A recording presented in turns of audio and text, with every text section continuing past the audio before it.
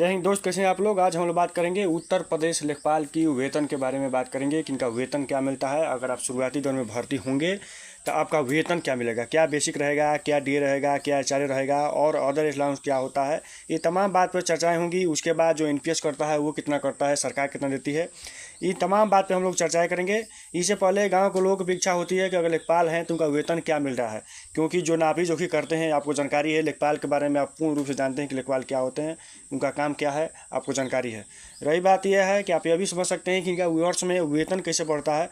तो वेतन वर्ष में एक वर्ष में 3 बार बढ़ता है। एक बार इंक्रीमेंट लगता है, वहीं इंक्रीमेंट ये बेसिक में जुड़ता है। जैसे बेसिक है 21,700, जब इंक्रीमेंट लगेगा एक वर्ष में 3% लगता है तो वो इसमें जुड़ जाएगा, क्योंकि बेसिक के आधार पर वेतन बढ़ता है।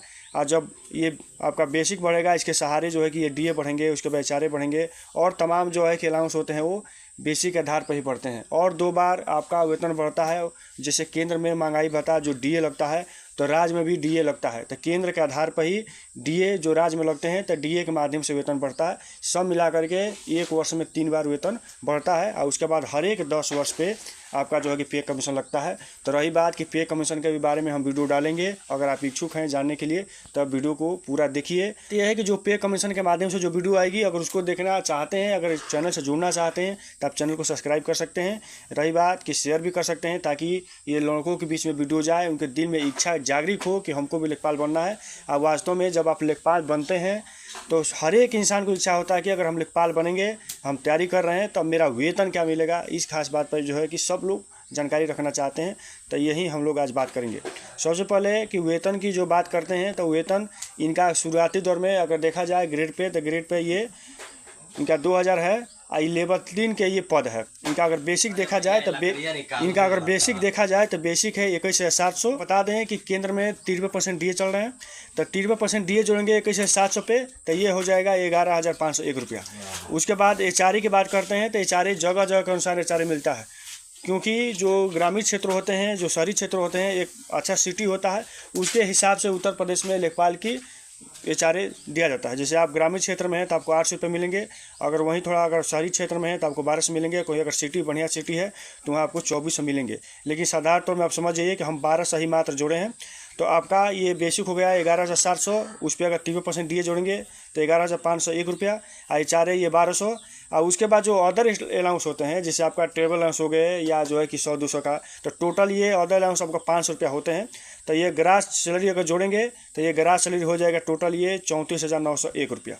अब इसमें करता है एनपीएस करता है। जब तक आपका ये एनपीएस नहीं कटेगा, जब तक आपके ये शुरुआती दौर में यानी 34,901 रुपया आपके वेतन आएंगे।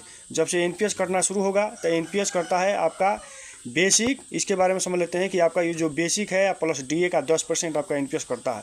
तो आपका बेसिक कितना है 21,700 और 3% डीए जोड़ेंगे तो ये हो जाएगा 11,501 रुपया।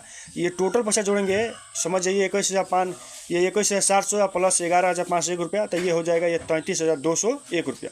इस पर अगर 10% आप डीए निकालेंगे, अगर इस पर आप 10% अगर एनपीएस निकालेंगे तो ये हो जाएगा आपका 3320 रुपया।